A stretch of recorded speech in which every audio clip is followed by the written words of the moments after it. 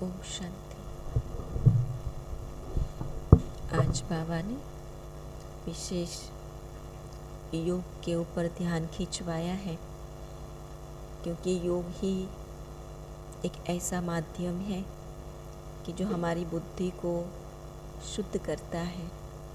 लेकिन योग ही एक ऐसा सब्जेक्ट है कि जिसमें सबसे ज़्यादा माया के विघ्न भी पड़ते हैं। तो आज बाबा ने कहा कि ज्ञान सुनने में या पढ़ाई पढ़ने में माया के विघ्न नहीं आते, लेकिन जब योग में बैठते हैं तो माया के विघ्न संकल्प विकल्प व्यर्थ संकल्प के रूप में आते हैं और बुद्धि को भटकाते हैं।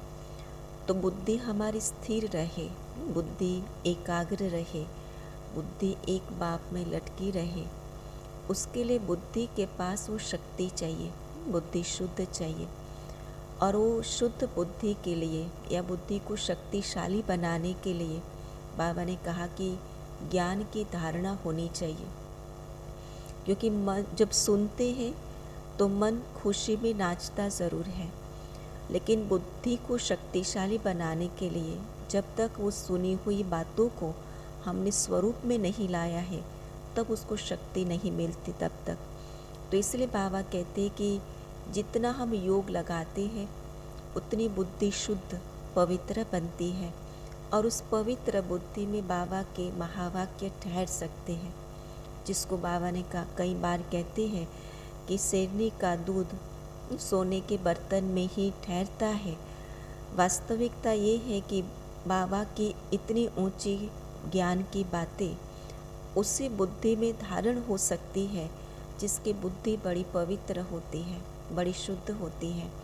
और इसलिए कई बार कई आत्माएं कहते हैं कि क्या पवित्र तो रहते हैं, तो क्या हम बाबा के महावाक्य को बाबा मिलन नहीं कर सकते हैं। लेकिन केवल स्थूल पवित्रता की बात नहीं है, लेकिन बुद्धि हमारी ज्ञान से कितनी भरपूर है, बुद्धि हमारी शुद्ध कितनी है। क्योंकि जितना ज्ञान सुनते बाबा के सन्मुख और बाबा से प्यार लेते हैं उतनी वो बुद्धि वो ज्ञान रत्नों से भरपूर रहती है और वो बुद्धि बाबा में एकाग्र हो सकती है और बाबा का प्यार अनुभव कर सकती है। तो इसलिए बाबा ने आज कहा कि योग वो ऐसा सब्जेक्ट है कि जिसमें हम जितना एकाग्र होने की कोशिश करते हैं उतना बुद्धि भटकती रहती है। इसलिए बहुत आवश्यक है कि हम बाबा के महावाक्यों को पढ़ाई को अच्छी रीति पढ़ें और उस पढ़ी हुई बातों को हम योग में उसका स्वरूप बनने की हम प्रैक्टिस करें। तो आज बाबा कहते हैं मीठे बच्चे माया के विघ्न ज्ञान में नहीं, योग में पढ़ते हैं। योग के बिना पढ़ाई की धारणा नहीं हो सकती। योग के बिना पढ़ाई की धारणा नहीं हो सकती। इसलिए जितना हो सके योग में रहने का पुरुषार्थ करो। जितना हो सके योग में रहने का पुरुषार्थ करो। प्रश्न है, बाबा गिरे हुए बच्चों को किस विधि से ऊपर उठा लेते हैं? बाबा गिरे हुए बच्चों को किस विधि से ऊपर उठा लेते हैं? माया गिराती है ना, तो बाबा कहते जब निश्चय बुद्धि हो करके चलते हैं और चलते चलते गिर जाते हैं, माया के वशीभूत हो जाते हैं, मायूस हो जाते हैं, तो बाबा कहते ऐसे बच्चों को फिर बाबा कैसे उठाते हैं? कौन सी विधि बाबा अपनाते हैं? महिमा करते हैं, अप्रिशिएट करते बाबा। तो बाबा कहते बाबा उन बच्चों की क्लास में महिमा करता। इसका मतलब ये नहीं कि औरों की महिमा बाबा नहीं करते, औरों से प्यार नहीं है, लेकिन ये बाबा की ये शुभ भावना रहती है कि बच्चे अपनी विशेषता, अपनी सेवा से ऊंचा उठे। पुचकार प्यार देता, हिम्मत दिलाता, बच्चे तुम तो बहुत अच्छे हो, तुम तो ज्ञान गंगा बन सकते हो। क्या हिम्मत देते बाबा? तुम तो ज्ञान गंगा बन सकते हो, तुम विश्व का मालिक बनने वाले हो, तुम विश्व का मालिक बनने वाले हो। मैं तो तुम्हें मुफ्त बादशाही देने आया हूँ, तुम फिर क्यों नहीं लेते? राहु का ग्रहण लगता है क्या? मुरली पढ़ो, योग में रहो तो ग्रहण उतर जाएगा। ऐसे हिम्मत दिलाने से बच्चे फिर से याद और पढ़ाई में लग जाते हैं। इस विधि से कई बच्चों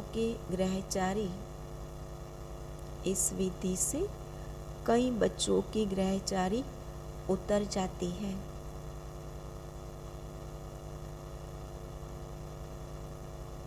आज का गीत है, दूर देश का रहने वाला आया देश पर आए।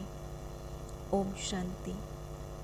भगवानुवाच, दो ही अक्षर गीता के बताते हैं, जो सुनते आते हैं। भगवानुवाच क्या कहते हैं? भगवानुवाच क्या है? बच्चे मन मना भव। अक्षर वही संस्कृत बोलते हैं जो तुम सुनते आए हो, परंतु उसका अर्थ कोई भी नहीं समझते। किसका अर्थ? मन मना भव का अर्थ सुनते आए हैं, पढ़ते आए हैं गीता में, लेकिन समझते नहीं हैं। आते ही कहते हैं मन मना भव। अगर कहे श्री कृष्ण भगवानुवाच, तो श्री कृष्ण कहेंगे क्या कि मुझ परमात्मा को याद करो? यह तो झूठ हो गया ना। परमात्मा श्री कृष्ण को कैसे कह सकते, जबकि परमात्मा की महिमा में सुनाते हैं कि वो पतित पावन है। अगर श्री कृष्ण को परमात्मा कहे तो वो तो पावन दुनिया का मालिक है, तो पति तो है ही नहीं कोई आत्मा जो पावन बनाने का कर्तव्य करे, तो यह तो झूठ हो गया ना। यहाँ परमपिता परमात्मा शिव कहते हैं शालिग्रामों को कि मन मना भव, मुझ परमात्मा को याद करो, क्योंकि अब सबका मौत है। क्यों याद करना है? याद कब दिलाई जाती है? अंतिम समय में, कि अब जाने का टाइम है, अब भगवान को याद करो। तो बाबा कहते कि अब कौन सा समय हम सब के लिए है? ये मौत का समय है। कब आएगा, किस घड़ी आएगा, कैसे आएगा, किसी को पता नहीं है। तो इसलिए बाबा कहते गुरु लोग, भाई बंधु सब जब कोई मरने की हालत में होते हैं तो कहते हैं राम कहो, कृष्ण कहो, या चित्र सामने रख देते हैं कि कैसे भी करके अंतिम समय में और कोई की याद ना आवे, लेकिन एक भगवान की याद आवे। और इसलिए सगा संबंधी सब क्या कोशिश करते कि जाने वाले को वही याद दिलाते कि अब भगवान का नाम लो, राम राम बोलो, कृष्ण का नाम लो। तो जिसने पूरा जीवन उस पिता को याद नहीं किया, उसको अंतिम समय में कैसे याद आएंगे। और इसलिए बाबा अभी से हमको प्रैक्टिस कराते हैं कि कामकाज करते, व्यवहार करते एक की याद में रहो। राम का, कृष्ण का, हनुमान का, गुरु आदि का चित्र सामने रखते हैं। यहाँ तो सारे मनुष्य मात्र का मौत है, एक की बात नहीं है, लेकिन अभी तो सभी की बात है। किस घड़ी कौन सी किसकी चिट्ठी फटेगी क्या पता। सभी वानप्रस्थ अवस्था में है, छोटे बड़े सबको वाणी से परे परमधाम साइलेंस वर्ल्ड में जाना है। उसको निराकारी दुनिया भी कहते हैं। वह अहम आत्मा की दुनिया। यहाँ जब आते हैं तो आत्मा साकारी बनती है, वहाँ चोला नहीं है। दोनों का बाबा अंतर दिखाते हैं कि परमधाम में आत्मा को स्थूल चोला नहीं है, यहाँ चोला धारण कर पाठ बजाती है।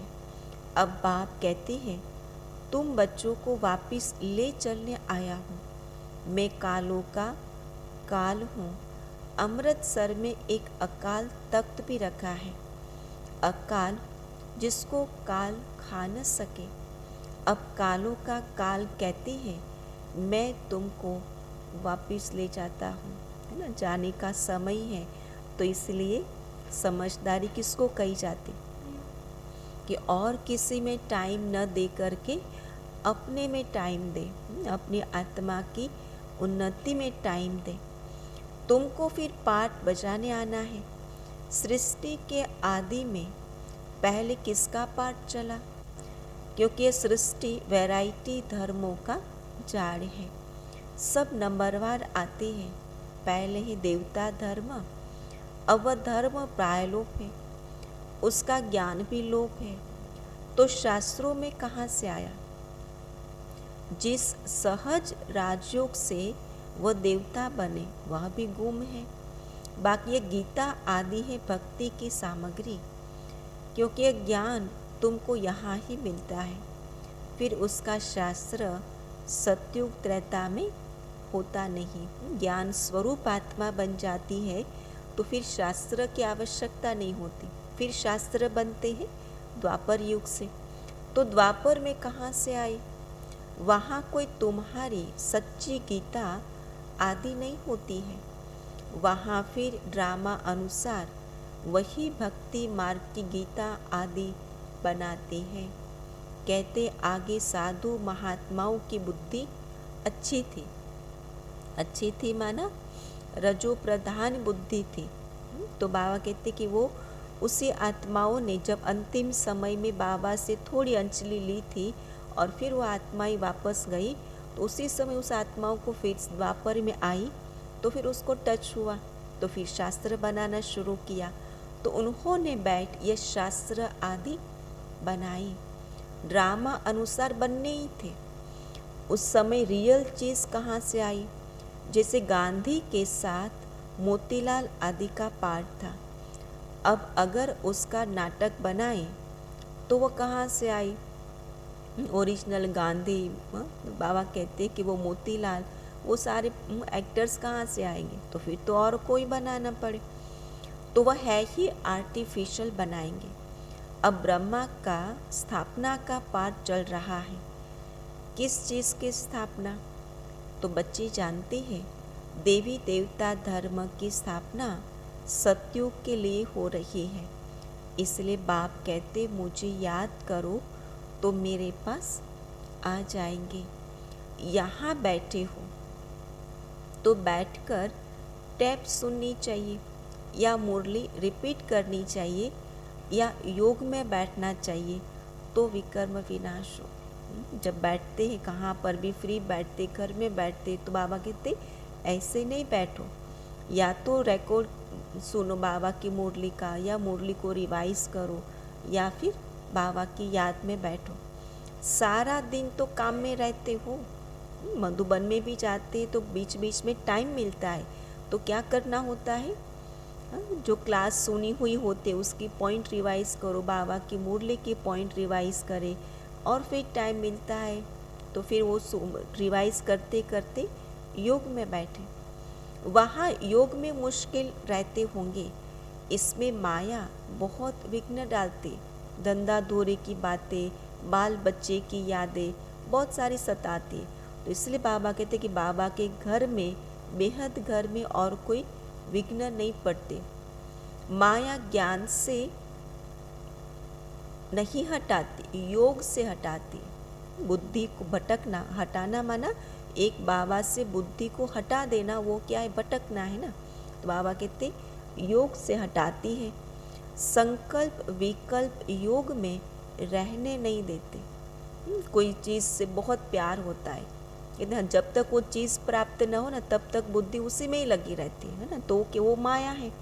तो इसलिए बाबा कहते चेक करो कि मेरी बुद्धि कहाँ कहाँ जाती है। पढ़ाई में इतने विघ्न नहीं पड़ते, क्योंकि वो कर्मेंद्रिया उसी में ना, आँख भी देखते, कान भी सुनते हैं, तो एंगेज हो जाते। लेकिन जब वो ज्ञान बुद्धि मना सुनना बंद हो जाता है, साइलेंस में चले जाते, तो फिर बुद्धि में और बातें याद आना शुरू हो जाती हैं। हाँ, अगर योग में नहीं होगा तो पढ़ाई की धारणा नहीं होगी। ज्ञान से योग सहज भी है। बूढ़ी माताएं जो कहते कि हमारी बुद्धि में इतनी पॉइंट्स नहीं बैठती है, बाबा क्या कहते कि ज्ञान से योग वास्तव में सहज है। ज्ञान को तो फिर भी समझना पड़ता है, लेकिन फिर भी हमको मुश्किल क्या लगता है, ज्ञान सुनना सहज लगता है और योग लगाना मुश्किल लगता है।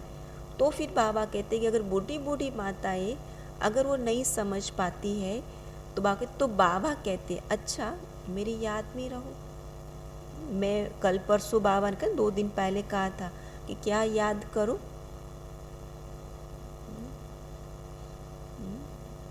मैं आत्मा भाई शिव बाबा का बच्चा हूँ, है ना, तो बस इतना याद करो। बाप कहते हे भक्तों, भगत तो सब है परंतु तुम सिकीलदे भगत हो। सबसे पहले बाबा से अलग हुए तो जिन्होंने पूरा आधा कल भक्ति की है, सब तो पूरी भक्ति नहीं करते। कल तक जो आते रहेंगे वो इतना समय ही भक्ति करेंगे, परंतु तुम ही पूज्य और पुजारी बनते हो, वह भी बच्चों से मालूम पड़ जाता है। जो बच्चे बनते हैं, श्रीमत पर चलते हैं, समझते हैं यह हमारे कुल के हैं, जिनको पूरा निश्चय है कि हमको परमात्मा पढ़ाते हैं, वह है सगे बच्चे।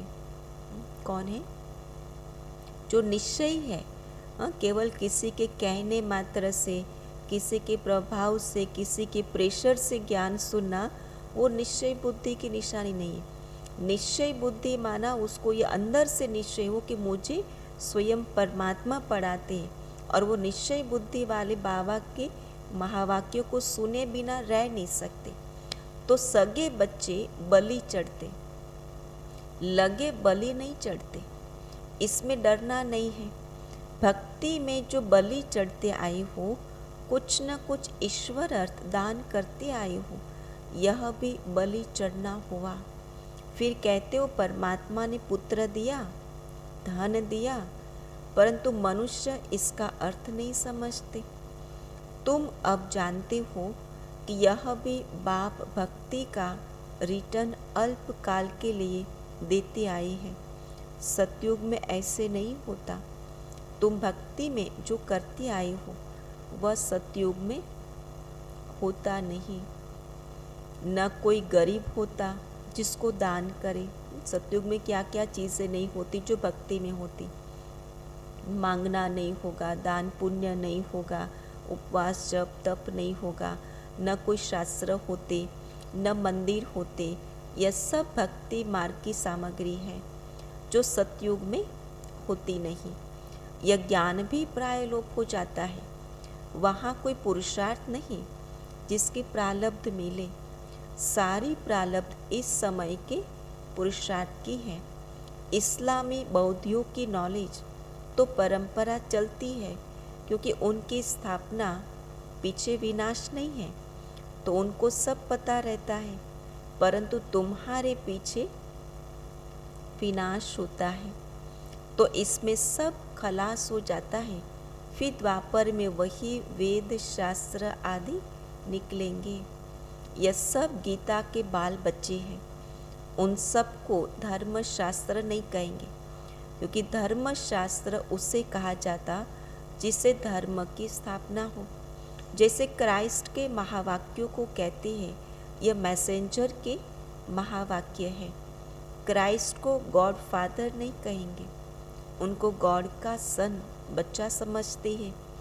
कहते गॉड ने क्रिश्चियन धर्म स्थापन करने के लिए भेजा, तो उनको अपने धर्म की पालना भी करनी है। सतो रजो तमो में आना ही है। यह ज्ञान उनको नहीं है कि वापिस कोई जा नहीं सकते। अच्छा, बाबा समझाते थे कि उन्होंने गीता फल बनाई है, यादगार है, देवता धर्म का शास्त्र है, परंतु उनको झूठा बना दिया है। सच तो आटे में नमक मिसल है, क्योंकि द्वापर में रजो प्रधान बुद्धि से शास्त्र बने, तो सतो प्रधान बुद्धि तो थी नहीं, तो भावनाएं भी तो अपनी मिक्स थी। जितना समझ में आया वो भी अपनी समझ, अपनी भावनाएं भी उसमें व्यक्त की। तो सच तो आटे में नमक मिसल है, क्योंकि पीछे बैठ बनाए हैं। सतयुग त्रेता में किसी को ज्ञान है नहीं। वह थोड़ी समझते हैं कि सतयुग के इतने सोने हीरे महल कहाँ चले गए। वो तो कहते सोने की द्वारिका पूरी समुद्र में चली गई। क्यों गई? कहते द्वारिका नीचे सागर में चली गई, परंतु सागर में नहीं जाती।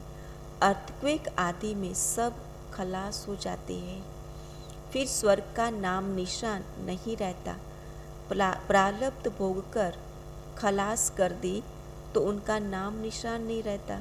बैठे बैठे खाते रहे तो वो खजाना कितना तक रहेगा। तो इसलिए बाबा कहते वो अंदर नहीं चला जाता, लेकिन सारा यूज़ कर देते हैं। न हिस्ट्री रहती। जैसे मंदिर बनते हैं तो उनकी हिस्ट्री है। पूजा कब से शुरू हुई, मोहम्मद गजनवी कब आया, कैसे भारत का धन लूटा, यह सब ज्ञान है। बुद्धि के लिए भोजन क्या है? ये मंथन करने की बाबा सामग्री दे रहे हैं कि पूरा दिन हमारी बुद्धि में विचार सागर मंथन चलता रहे, ये उसका भोजन है।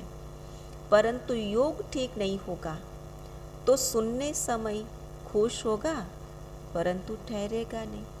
क्योंकि जब अच्छी बातें कान में पड़ती है तो फिर खुशी ज़रूर होती है, लेकिन वो शक्ति में तब ट्रांसफ़र होती है कि जब वो मंथन करके वो स्वरूप में लाए, तब उसकी शक्ति बनती है। पवित्र नहीं होगा तो ठहरेगा नहीं। बुद्धि शुद्ध नहीं होगी, बर्तन साफ नहीं होगा तो फिर ज्ञान ठहरेगा कैसे? इसमें किसी का वश नहीं। यह शास्त्रों का ज्ञान नहीं है। वह तो सभी कंठ कर लेते हैं। श्लोक कंठ कर लेंगे, पूरा शास्त्र गीता कंठ कर लेंगे, लेकिन ये बाबा का ज्ञान कंठ करने की बात नहीं है, ये समझ करके बुद्धि में धारण करने की बात है। यह तो पढ़ाई है 21 जन्मों के लिए, वहाँ पर बाप के तख्त पर बैठेंगे, परंतु वह भी यहाँ की कमाई की प्रारब्ध है। देवताएं एक दो को वर्षा नहीं देते, इसलिए बाप कहते हैं मुझे याद करो।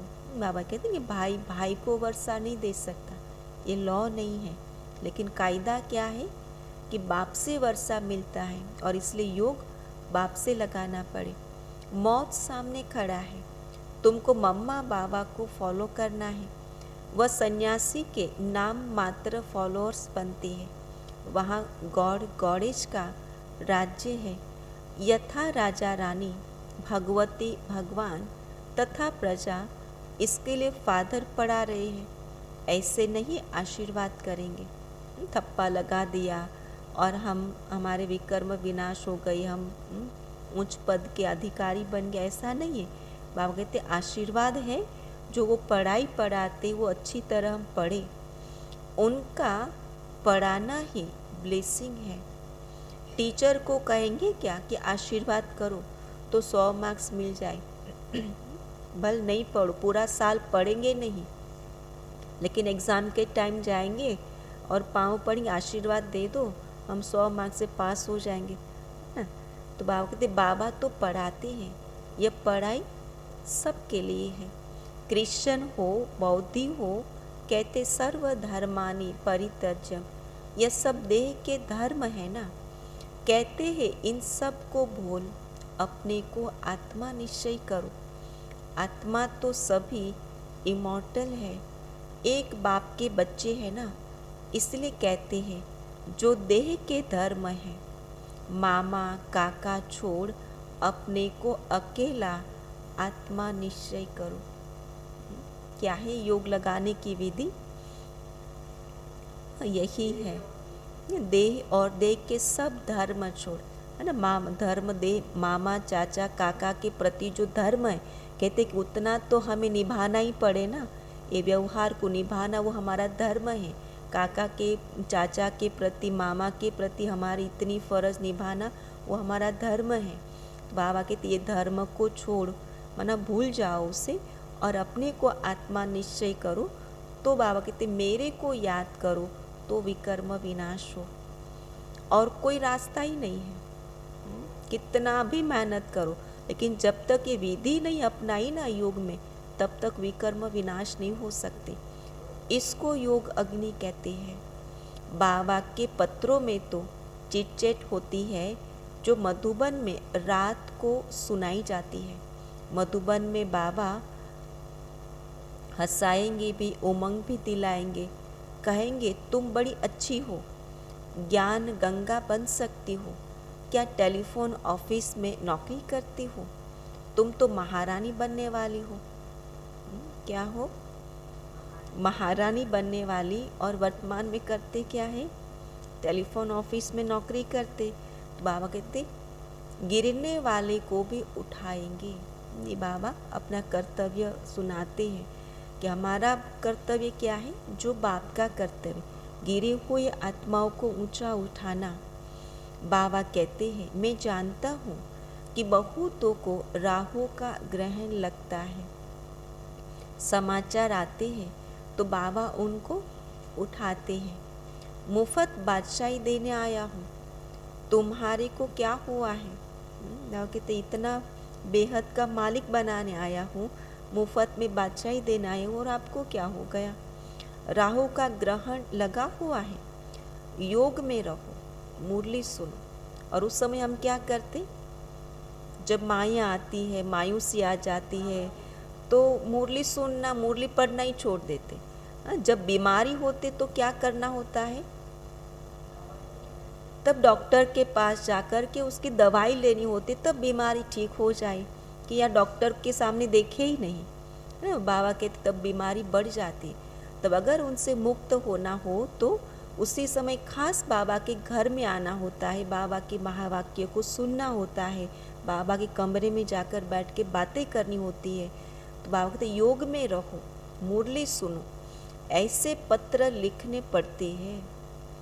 बहुत प्रकार के पत्र आते, कोई की कोई साथ दिल लग जाती है तो आपस में प्लान बनाते हैं, अच्छा हम आपस में गंधर्वी विवाह करेंगे, मैं तुमको बचाता हूँ, बंधन से छुड़ाता हूँ। बाबा कहे तुम कैसे बचा सकते हो, पहले तुम माया से बचे हो। यही तो सबसे पहली माया है कि दूसरों को बचाने से पहले स्वयं को बचाने का सोचे। तो बाबा श्रीमत ली नहीं है और आपस में सगाई की बातें करते हो तो मुर्दे माया घसीट कर ले जाएंगे। सूक्ष्म में दिल लग जाती है तो ऐसी ऐसी बातें करते हैं। और इसलिए बाबा कहते हैं कि एकांत में किसी से भी बातें करना समझो कि माया की प्रवेशता है। बातें करो आपस में, संगठन में जब हो, है ना, आपस में बातें करो, लेकिन जब एकांत में जाकर के बातें करना, ये हमारी आध्यात्मिक उन्नति में बड़ा बाधक है। बाबा समझ जाते हैं यह रसाताल में जा रहा है। सगाई तो माता पिता करते हैं, तुम मुट्ठी आपस में ही सगाई कर रहे हो गुपचुप में। तुमको पता नहीं कि ऐसे ऐसे विघ्न आते हैं। गुड़ जाने, गुड़ की गोत्री जाने। बाबा तो सभी बच्चों को जानते हैं, कोई भी पूछ सकते हैं, बाबा मैं मातेला हूँ व सौतेला हूँ, अब शरीर छूट जाए तो क्या पद मिलेगा, कौन जानता है। एक तो स्वयं स्वयं को जानते हैं और दूसरा बाबा जानते हैं। तो शरीर पर किसका भरोसा नहीं है। स्टीमर डूब जाता है, एरोप्लेन गिर जाता है तो क्या गति होती है। यहाँ से उठ करके कहीं बाहर गांव जाना हो, जाए मतलब बाई प्लेन जाना है तो फिर अचानक क्रैश हो गया, क्या गति होगी। तो इसलिए बाबा कहते मौत तो सबके सिर पर खड़ा है, पूछ के तो आने वाला नहीं है, पहले से तो इशारा देगा नहीं, इंडिकेशन तो देगा नहीं।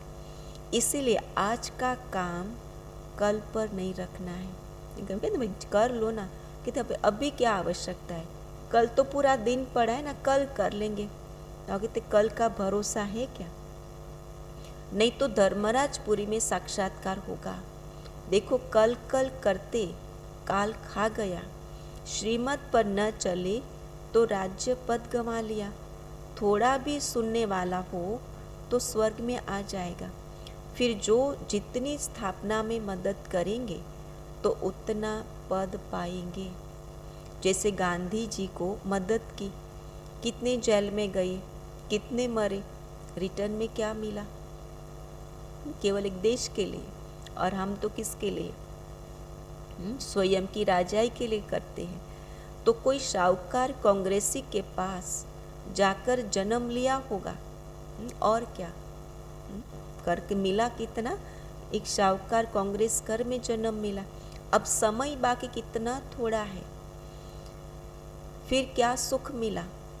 ज्ञान सुनकर जाते तो व्यर्थ नहीं जाएगा। यहाँ कुछ छुड़ाया नहीं जाता है, लेकिन मान्यता दुनिया में क्या बनी कि अगर ब्रह्मा कुमारी में जाएंगे ना तो सब कुछ छुड़ा देंगे, है ना, घर बार छुड़ा देंगे, संबंधियों को छुड़ा देंगे, फिर वहाँ के हो जाएंगे, है ना, इसलिए जाना मत, है ना। तो बाबा कहते कि यहाँ कुछ छुड़ाया नहीं जाता है। यह तो उन्होंने तंग किया विकारों के लिए, तब लाचारी में उनको छोड़ना पड़ा। यज्ञ की शुरुआत में जब बहनों परिवार वाले जब आए, जब यज्ञ में समर्पित हो गए, हमारी दादियाँ छोटी छोटी उम्र में आ गई, तो वो तो क्यों पवित्र जीवन उन्होंने जब तय किया तो वो विकार से बचने के लिए छोड़ा, नहीं तो क्या करे। तो बाप को शरण देनी पड़ी। ऐसे तो अब तक भी शरण लेते रहते, इसमें भगाने की तो बात ही नहीं। यह तो ड्रामा अनुसार गौशाला बननी थी। है तो बच्चे, परंतु उन्होंने नाम गौशाला डाला है। कहते कृष्ण ने नदी पार की तो गौओं ने भी तो नदी पार की होगी। है सारी बात इस समय की। इन सब बातों से पहले ज्ञान लो और बाप से वर्षा लो। फल धंधा करो, साथ साथ यह सेकंड कोर्स उठाओ। इसको भी तो प्रायोरिटी दो। जब धंधे को प्रायोरिटी देते हैं ना, तो बाबा कहते इसको भी तो दो। विलायत में रहते भी मुरली ज़रूर पढ़ो, रहो कहाँ पर भी, लेकिन मुरली एक दिन भी मिस ना हो। अच्छा, मीठे मीठे सिकिलधे बच्चों प्रति माता पिता बाप दादा का याद प्यार और गुड मॉर्निंग। रूहानी बाप के रूहानी बच्चों को नमस्ते। रूहानी बच्चों की रूहानी बाप दादा को याद प्यार, गुड मॉर्निंग और नमस्ते। आज की धारणा क्या होगी? आशीर्वाद मांगनी नहीं है, लेकिन बाबा जो पढ़ाते हैं उसकी पढ़ाई ही हमारे लिए आशीर्वाद है। तो अच्छी रीति से बाबा की पढ़ाई को पढ़ना है। कल पर कुछ भी नहीं छोड़ना है। कोई भी शुभ कार्य करना है, पुरुषार्थ की कोई भी संकल्प आता है तो उसको कल पर नहीं छोड़ो।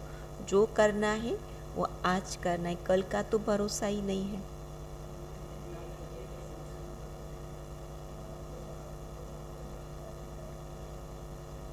जी हाँ, बाबा को याद करने से सारे विकर्म विनाश हो जाएंगे, है ना। तो बुद्धि भी शुद्ध होंगी, ज्ञान की धारणा भी होंगी। और इसलिए जितना टाइम मिले उतना क्या कर, बाबा ने कहा ना कि मिले तो जो बाबा उस समय तो रिकॉर्ड बचता था, तो रिकॉर्ड सुनो, बाबा की मुरली की पॉइंट्स रिवाइज करो, फिर बाबा की याद में रहो, तो विकर्म विनाश हो जाए।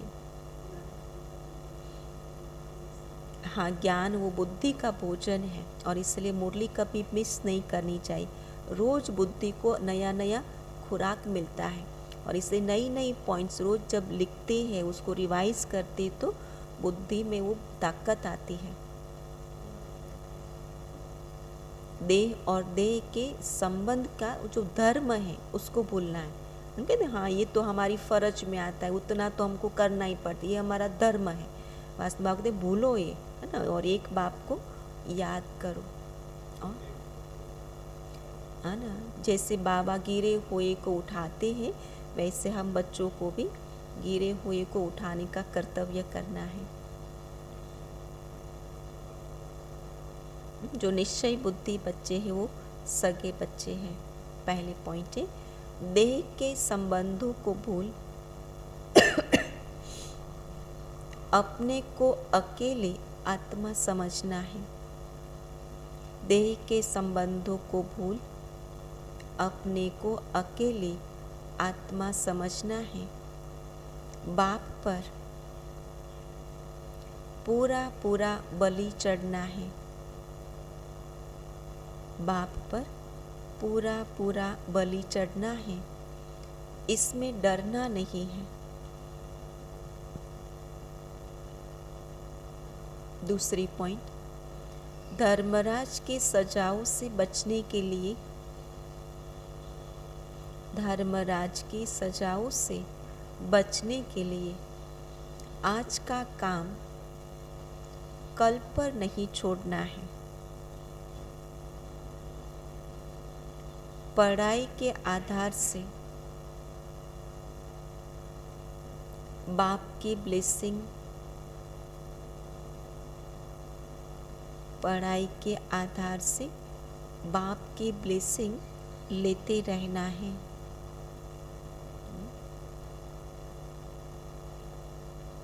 वरदान है, मन से दृढ़ प्रतिज्ञा कर, मन से दृढ़ प्रतिज्ञा कर, मन मनाभाव के मंत्र को यंत्र बनाने वाले सदा शक्तिशाली भव।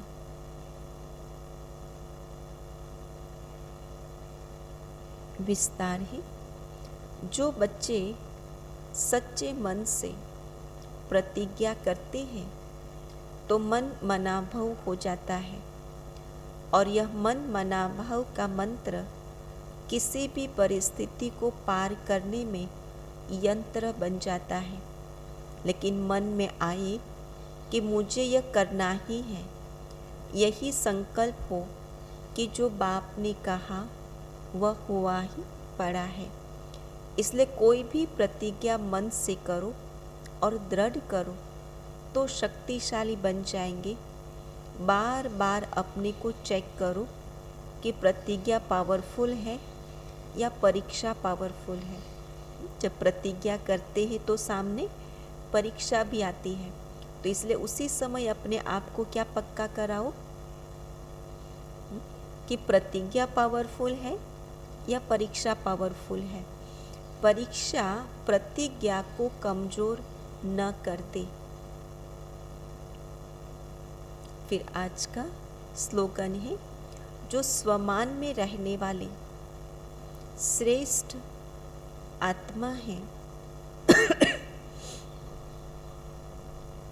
जो स्वमान में रहने वाली श्रेष्ठ आत्मा है, उन्हें अपमान की फीलिंग नहीं आ सकती।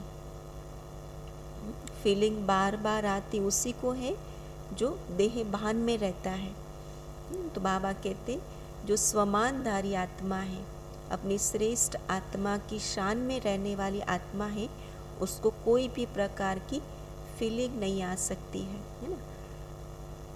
आज का स्वमान है, मैं आत्मा पास विथ ऑनर हूँ। हर परीक्षा में पास होने वाली, पास विथ ऑनर हूँ। और आज का चिंतन का पॉइंट रहेगा,